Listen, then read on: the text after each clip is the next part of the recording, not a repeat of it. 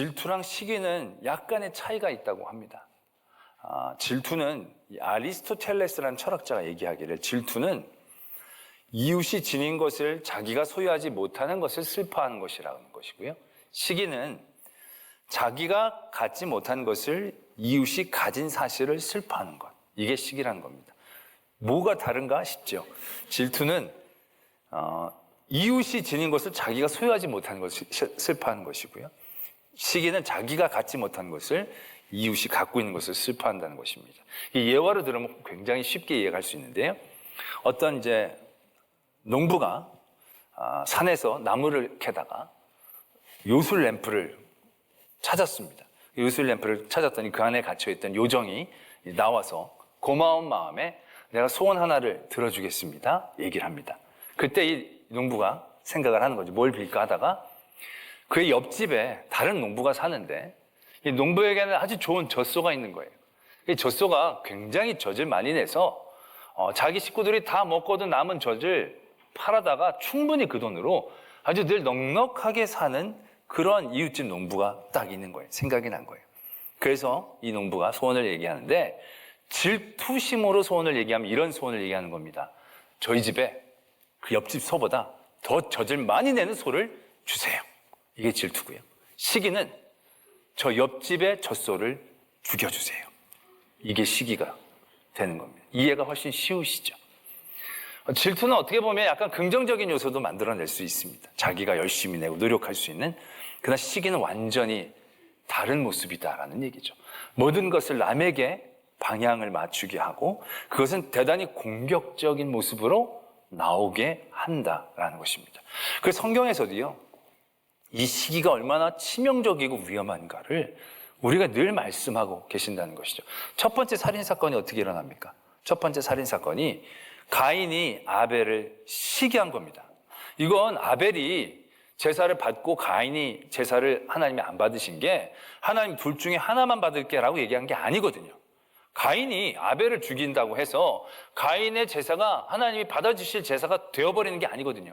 그걸 뺏는다고 내게 되는 게 아니거든요. 그걸 무너뜨린다고 내게 되는 게 아니거든요. 그런데 가인은 아벨 때문이라고 생각하는 거죠. 아벨만 없으면 내 제사가 이런 착각을 하게 한다는 거죠. 그것이 얼마나 어리석고 무모하며 치명적인 일들을 만들어내는지 우리가 잘 기억할 수 있지 않습니까? 또 사울이 다윗을 시기한 겁니다. 다윗은 자기가 굉장히 중요한 장수입니다. 그리고 다윗 때문에 자기의 왕위가 뺏기는 게 아니에요. 다윗이 잘해서 사울이 왕위를 뺏기게 된 게 아니라 사울이 하나님 앞에 잘못했기 때문에 자기가 뺏기는 것이지 다윗 때문이 아니라는 것이죠. 그런데 사울은 끊임없이 거기에 집착하죠. 다윗 때문에 내가 끝난다. 다윗 때문에 내가 망한다. 다윗 때문에 내 아들 요나단이 왕위를 받지 못한다. 다윗 때문이 아니죠. 자기 때문이죠. 그런데 다윗의 가진 것을 끊임없이 공격적으로 그것이 없어진다고 내 것이 되는 것도 아닌데 그러면서 한 역사를 만들어내지 않습니까? 더 결정적이고 치명적인 게 뭡니까? 예수님이 이 땅에 오셨을 때에 그때의 종교 지도자들, 바리새인들, 제사장들 그들이 가지고 있었던 마음이 시기심이거든요. 예수님이 전하시는 복음이 그들을 아프게 합니다. 예수님이 전하시는 하나님의 말씀이 그들을 오히려 화나게 합니다. 그게 왜 화나죠? 왜 그것 때문에 그들이 아프죠? 그들이 잘못해서이지 그들이 예수님 때문에 그것을 못 가진 게 아니거든요. 예수님만 없으면 그들이 하나님 앞에 바르게 세워지고 예수님만 없으면 하나님의 더 큰 사랑을 받고 자기네들이 더 옳은 말을 할 수 있는 그런 구조가 아니지 않습니까? 그런데도 불구하고 그들은 끊임없이 하나님의 아들 예수 그리스도조차도 시기하게 되어지는 거죠. 그럴 때 얼마나 무시무시한 일들을 그들이 저지르는가를 우리들이 깨달아야 한다는 것입니다. 때문에 시기는 우리에게 있어서 그냥 치기 어린 마음, 그냥 본능적으로 생길 수밖에 없는 마음으로 여겨져서는 안 된다라는 것입니다. 이 시기는요, 우리가 모든 것들을 내어놓고 대항하고 싸워야 할 우리 안에 있는 굉장히 쓰디쓴 아주 악의 뿌리다라는 것을 우리가 인식하는 게 중요하다라는 것입니다.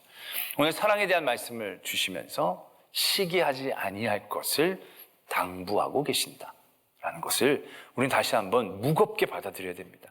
우리가 아주 사랑이라는 아름다운 감정 가운데에서 시기라는 치기 어린 것 하지 말자, 그 정도가 아니라요. 이 사랑에 대한 의미가 이미 1절에서부터 3절까지 부여됐잖아요. 모든 은혜가 은혜되지 못하게 하는, 능력이 능력되지 못하게 하는, 그 존재가 존재되지 못하게 하는, 아무리 천사의 방언을 해도 꽹가리가 되고, 산을 옮길 만한 믿음이 있어도 아무것도 아니고, 헌신이 있어도 아무 유익이 없게 되어지는, 그만큼 중요한 요소인 사랑 안에 이 시기하지 않은 것이 있다는 것에 대해서 우리가 굉장히 무겁게 받아들여야 한다는 것입니다. 그렇다고 한다면 우리는 이 시기하지 않기 위해서 어떻게 애쓰고 힘써야 할까? 여러분들의 삶의 자리에서 어떤 시기심이 들 때 여러분들은 그 시기심을 극복하기 위해 어떠한 노력을 하십니까? 먼저는 어떠한 노력도 하지 않는 게 문제이죠. 그러나 그것에 대한 문제점들을 우리가 깨달았으니까 우린 거기에 깨어 있어야 한다는 것입니다. 여러 집사님들끼리도 막 얘기할 때 보면 어떤 한 집사님, 거기에 있지 않은 집사님들을 막 다른 분들이 막 칭찬할 때, 그때 여러분들께서 마음 가운데 같이 살아봐야 알지 뭐 이렇게 툭 던지는 거. 이게 굉장히 툭 던지는 것 같지만 그게 툭 던져주기 위해서 내 안에서 이 자라나는 이 시기의 쓴뿌리들의 뿌리를 분명히 볼 수 있어야 한다는 거죠. 그리고 그러한 마음들을 어떻게 내가 이길 수 있을지에 대하여 우리가 고민하고 도전해야 한다는 것입니다. 이렇게 사이트 같은 데서 한번 시기를 이기는 방법 이렇게 한번 쳐봤더니 이런 게 있더라고요. 그 시기하는 요소들을 가져라. 그러니까는 말하자면 이거죠. 그 옆에 있는 옆집의 아주머니가 너무 예뻐. 그게 시기가 돼. 그럼 어떻게 하느냐? 자기가 예뻐지면 되는 거예요. 성형수술을 하든지 뭐 하든지 예뻐지면 되는 거예요. 그게 안 되면 두 번째 단계가 뭐냐면 예쁨의 가치를 버려라. 얼굴은 안 중요해. 음식이 중요해. 그러면서 이제 다른 것의 가치를 만드는 것. 그런 방법이 이제 시기를 이기는 방법이라고 하는데요. 그건 대단히 일시적인 방법일 뿐입니다. 그러나 그 다음에 또 다시 알고 봤더니 그 옆집 아줌마가 음식도 잘해? 그럼 미치는 거죠. 그럼 헤어나올 수 없는 개미지옥에 빠지는 겁니다. 그것보다 우리는 근본적인 이유를 바라볼 수 있어야 한다는 것입니다. 시기하지 않는 것에 대한 근본적인 이유, 그것이 어떤 것에 있느냐? 고린도 전서 3장에 보면 3장 1절에서부터 3절까지 말씀해 보면 시기가 어디에서부터 오는지에 대한 말씀을 적고 있습니다. 이게 지금 이 사랑장이 우리들에게 전하여지기 전까지 이 고린도 교회의 여러 가지 문제들, 이 문제들에 대한 얘기들이 쭉 이제 이전에 거론되어져 왔거든요. 그러니까 그런 문제의 뿌리에서부터 우리는 이 사랑장이 또 이해되어져야 하는 것이거든요. 3장에서부터 1절에서부터 3절까지 보면 이렇게 적혀져 있습니다. 형제들아, 내가 신령한 자들을 대함과 같이 너희에게 말할 수 없어서 육신에 속한 자 곧 그리스도 안에서 어린아이들을 대함과 같이 하노라. 내가 너희를 젖으로 먹이고 밥으로 아니하였노니 이는 너희가 감당하지 못하였음이거니와 지금도 못하리라. 너희는 아직도 육신에 속한 자로다. 너희 가운데 시기와 분쟁이 있으니 어찌 육신에 속하여 사람을 따라 행함이 아니리요. 말씀이 이렇게 적고 있습니다. 이 말씀이 어느 직전에 있느냐면 고린도 교회의 가장 크고 심각한 문제라고 여겨졌던 것이 파당을 짓는 일이었거든요. 파당을 짓는 일들 가운데 그 안에 있는 마음의 요소가 바로 시기와 분쟁이었다는 겁니다. 근데 이 시기와 분쟁, 그래서 파당이 이루어지는 이 시기와 분쟁의 근본적인 이유를 뭐라고 바라봤느냐면 너희들이 여전히 육신에 속하였구나. 너희들이 여전히 육신에 속하였다는 것을 우리가 영적으로 얘기하면 너희는 아직 영적인 어린아이이구나 라는 것을 말씀하고 있다라는 것입니다. 우리는 시기하는 마음을 가질 때 그것을 근본적으로 대적하기를 원한다라고 한다면 이 시기하는 마음을 갖고 있는 내 상태를 인정하는 것에서부터 시작해야 한다는 것입니다. 내가 아직 여전히 미숙하구나. 내가 어린 아이와 같구나. 사랑이라는 것이요, 나중에도 보면 사랑 이 13장에서도 보면 11절에 이렇게 적혀져 있거든요. 내가 어렸을 때에는 말하는 것이 어린아이와 같고 깨닫는 것이 어린아이와 같고 생각하는 것이 어린아이와 같다가 장성한 사람이 돼서 어린아이의 일을 버렸노라. 이게 나중에 사랑이 갖고 있는 어떤 요소, 중요한 요소 중에 하나이거든요. 성숙함과 장성함. 거기에 반대되어지는 모습이 이 미숙한 모습인데 그 원초적인 모습의 이 내용들이 이 시기함에 있다는 것입니다. 이 시기가요, 내가 나이를 많이 먹는다고 없어지는 게 아니에요. 내가 시기를 한다고 내가 어리다라고 생각하지 않는 경우들이 많아요. 그래서 이게 믿음이 굉장히 오래된 분들도 시기심이 생기거든요. 이게 목사님들도 시기심이 생겨요. 장로님들도 시기심이 생겨요.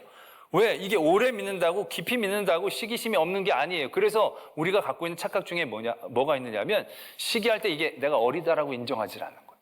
내가 이만큼 오래 믿었는데, 내가 이게 오래 하나님을 섬겼는데, 지금 고린도 교회에 믿음이 없어서의 문제가 아니거든요. 헌신이 없어서의 문제가 아니에요. 성령의 은사가 없어서의 문제가 아니에요. 그런 사람들이 많았어요. 근데 그 사람들이 많았는데 그 사람들이 여전히 자기가 어린 것을 인정하지 않는 거예요. 그러니까 거기에서부터 이 시기가 그들에게서 쓴뿌리처럼 자라나서 굉장히 악한 영향력들을 만들어내는 시작이 되고 있다는 것을 우리는 분명히 인정하고 바라볼 수 있어야 한다는 것이죠. 그러고 보면요, 그 다음에 이 사랑에 대한 요소들이 쭉 얘기되어질 때 시기하지 않고, 자랑하지 않고, 교만하지 않고, 무례히 행하지 않고, 자기의 유익을 구하지 않고, 여기까지가 보면 미성숙한 사람들에게서 나타나는 특징인 거예요. 그러니까 이 사랑이라는 것이 온전한 사랑이 되기 위해서 우리가 우리의 문제를 깨달을 때 미성숙한 내 자신을 인정하는 것이 굉장히 중요한 시작이다라는 것이죠.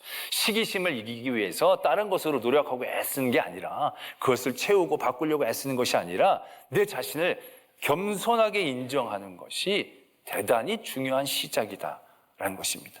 그러고 나서 보면 그 뒤에 있는 여러 5가지 자랑하고 교만하고 무례히 행하고 자기 유익을 구하지 않는 이 모든 것들도요, 보면 다 자기 자신을 제대로 모르기 때문에 생겨나는 문제들인 거예요. 자랑하는 것들도 보면요, 고린도전서 4장 7절에 보면 이렇게 말씀이 적혀져 있어요. 누가 너를 남달리 구별하였느냐? 내게 있는 것 중에 받지 아니한 것이 무엇이냐? 내가 받았은즉 어찌하여 받지 아니한 것 같이 자랑하느냐? 이게 무슨 말씀입니까? 자랑하는 것은 자기 자신을 지금 전혀 모르고 하는 굉장히 치기 어린 행동이라는 거예요. 우리가 자랑을 하는데 네가 이게 자랑할 게 맞아? 우리가 이웃집에 있는 것들로 자랑할 게 없잖아요. 내가 누구에게 돈을 받으면 이 돈이 내 돈이라고 자랑하는 건 아니지. 누가 주셨다라고는 자랑할 수 있지만 내 돈이라고 자랑하기는 쉽지 않은 거예요. 내가 자랑하는 그 모든 것들을 우리가 바라본다면 받지 아니한 게 하나도 없는데 그것을 자랑한다는 것이 얼마나 치기 어린 행동인가라는 것을 분명히 깨달아야 한다는 것이죠. 지금 그 스스로에 대한 인정과 자기 반성이 분명히 필요하다라는 것이죠. 그래서도 아까 3장 18절에서부터 보면 자기를 속이지 말아라, 이렇게 말씀이 분명히 경고를 하고 있지 않습니까? 내가 다 큰 사람이냐, 내가 믿음이 되게 성숙한 사람인 것처럼, 내가 굉장히 믿음으로 하나님 앞에 인정을 받는 사람인 것처럼 스스로를 속이지 말라라는 것입니다. 오래 다녔다고 어른이 되는 게 아닙니다. 여러분 60년, 70년 살면 다 어른이 됩니까? 우리가 40이 되면 우리 그렇게 표현하는 얘기로 지천명이라고 그러지 않습니까? 40이 되면 지천명이라고 다 알게 되어진다고. 말도 안 되는 얘기 아닙니까? 40이 되면 저절로 될 줄 알았는데 애어른이 얼마나 많은지 몰라요. 60이 돼도 철들지 않은 사람들이 얼마나 많이 있는지 몰라요. 오래 산다고 다 어른이 되는 게 아니더라고요. 주름살 많다고 다 어른이 아니더라고요. 흰머리 난다고 다 어른이 아니더라고요. 정말 어른은 자기 자신을 바라볼 수 있는 사람인 것이거든요. 믿음도 마찬가지인 겁니다. 자기 자신을 굉장히 분명하게 바라보고 부딪혀야 한다는 것이죠. 어떻게 보면 지난주는 오래 참고 온유하고 성내지 않고 참고 견디고 굉장히 사랑해서 고통스러운 부분에 대한 말씀을 나눴습니다. 근데 어떻게 보면 이건 더 쉬워요. 왜냐하면 외부적으로 그런 일들이 우리에게 불가항력적으로 일어나니까. 그러한 일어난 상황 가운데에서 우리는 우리의 가치를 깨닫고 그 안에서 하나님의 은혜를 더욱더 은혜되게 만드는 도전을 해나갈 수밖에 없으니까. 그래서 우리가 1만 달란트 빚진 자처럼 우리의 가치를 깨닫고 희생이나 헌신이나 고통이 아니라 그것이 우리의 가치를 깨닫고 은혜가 은혜되진 도전으로 만들어 나갈 수 있는 그런 과정을 이루는 건 어떻게 보면 좀 힘들고 고통스러운 과정이 있지만 쉬운 것 같아요, 상대적으로. 근데 오늘 이 부분은요, 굉장히 어렵다는 생각들을 하게 됩니다. 시기하지 않고 자랑하지 않고 교만하지 않고 무례하지 않고 자기의 유익을 구하지 않고, 이건요 자기가 잘못된 걸 자기가 잘 몰라요. 자기 스스로를 늘 끊임없이 깨닫고 부딪히고 도전하지 않으면 바꿔내기가 쉽지 않은 거예요. 여러분, 성장하고 성숙하는 건요 한순간에 되는 게 아니에요. 성숙이라는 것은요 그만큼 시간과 여러 가지 과정들이 필요하는 그런 모습들을 얘기하는 거예요. 어린아이가 어른이 단번에 되는 게 아니에요. 모든 게 같이 자라고 모든 게 같이 맞물려서 되어져야 그것이 어른이 되는 거거든요. 마찬가지예요. 시기도 내가 한 번 시기 안 했다고 내가 어른이 된 게 아니에요. 그 시기는요 여기서 잠재워도 여기서 끊임없이 마구마구 생겨나는 거예요. 그런 모든 일들을 고통스럽게 내 스스로를 바라보면서 나를 성장하고 성숙시키기 위해서 애쓰고 부딪히고 그런 모든 일들의 방향을 돌려서 깨어있지 않는 한 이 성숙과 성장을 만들어내는 것은 그렇게 말처럼 쉬운 과정이 아닌 거죠. 자랑하지 않으려고 하는 것도 한두 번 자랑은 참지만 내 안에 불쑥불쑥 자랑하고 싶은 마음들이 얼마나 많이 솟아나느냐라는 거죠. 내가 다른 사람들을 낮게 여겨보는 그런 모습들, 내 안에서 아니다 다 하나님 앞에 귀한 사람이다 라고 생각하고 보지만 어느 순간 내 안에 내가 별로 세상적인 가치관으로 인정하지 못하는 사람들을 만날 때마다 우리는 끊임없이 우리 스스로를 얼마나 높이느냐는 거죠. 내가 저 사람보다 훨씬 낫다, 내가 저 사람보다 믿음이 좋다, 내가 저 사람보다 훨씬 더 온전하다, 이런 교만함들이 우리 안에 얼마나 쓴뿌리처럼 막 끊임없이 잡초처럼 자라나느냐는 거죠. 그것들을 끊임없이 바라보며 나올 때마다 깨트리고 부딪히고 그것들과 함께 싸우는 과정들이라는 것은 여간 어려운 과정이 아니라는 것이죠. 때문에 이러한 과정들은 우리에게 있어서 너무나도 쉽지 않은 도전이 되겠다라는 생각들을 하게 한다는 것입니다. 그러나 우리가 어린아이로 머물러 있다는 것은 그냥 어린아이로 머물러 있는 것을 의미하는 게 아니라는 것이 그게 무서운 일인 거죠. 어린아이로 머물러 있다는 것은 온전함을 만들어내지 못한다라는 것이고, 온전함을 만들어내지 못한다는 것은 하나님의 뜻을 온전히 알지 못하기 때문에 하나님의 나라에 온전히 들어가거나 그 하나님의 뜻을 온전히 누려서 기뻐할 수 있지 못하게 되어진다는 굉장히 치명적인 그런 상황들을 만들어 놓는다는 것을 우리가 분명히 인식해야 한다는 것이죠. 때문에 우리는 이러한 우리의 모습들을 날마다 바라보고 부딪혀야 합니다.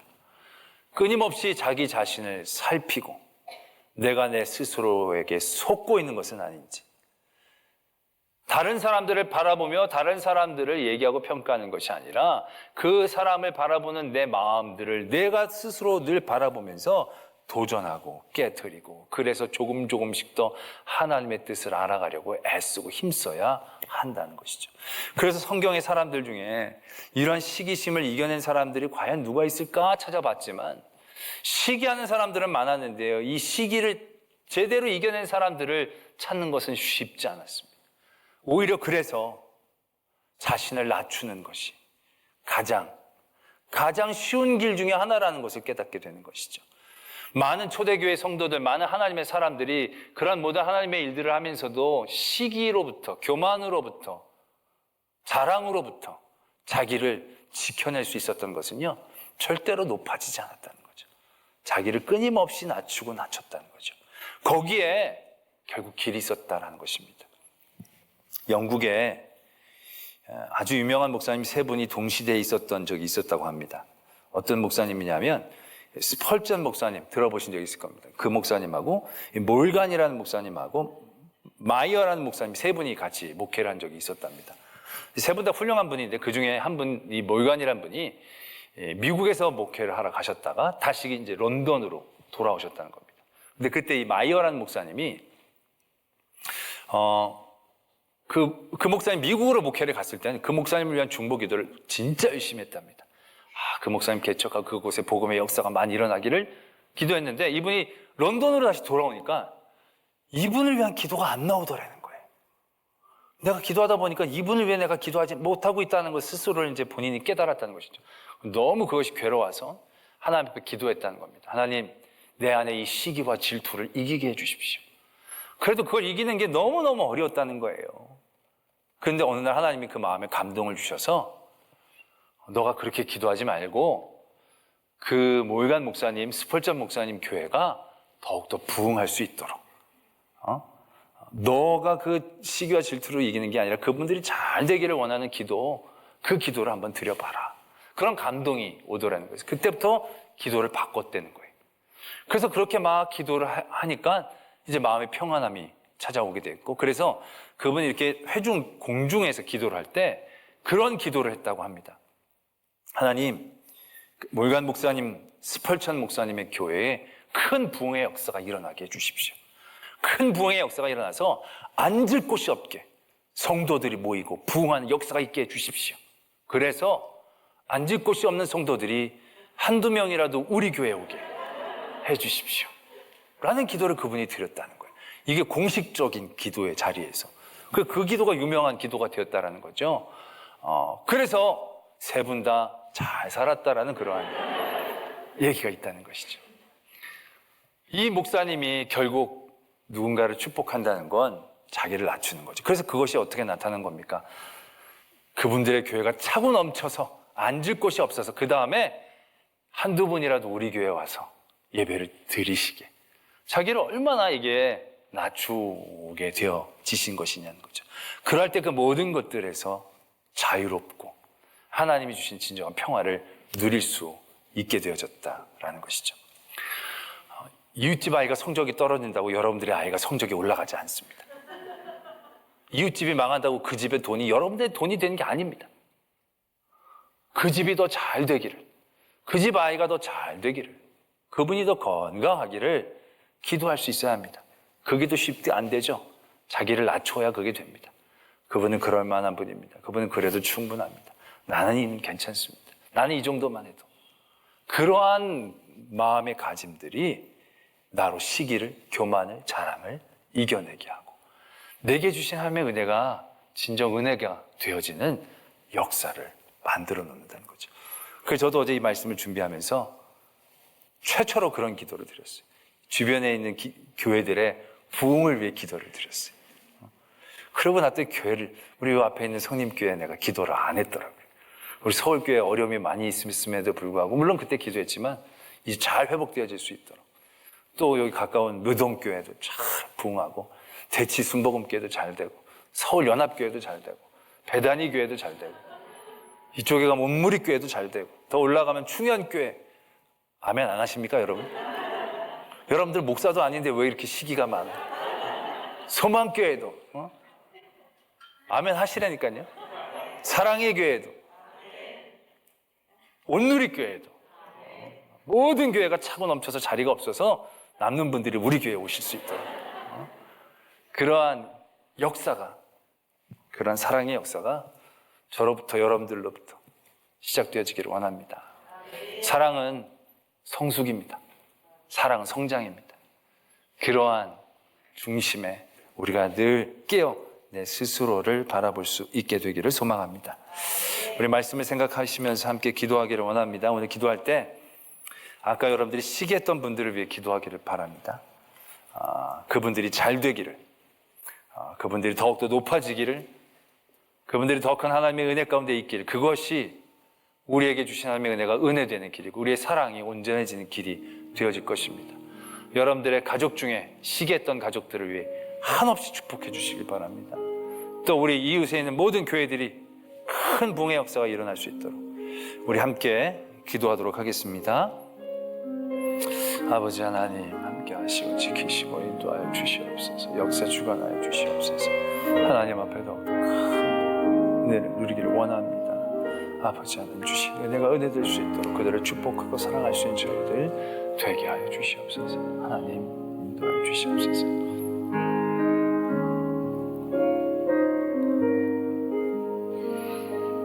아버지.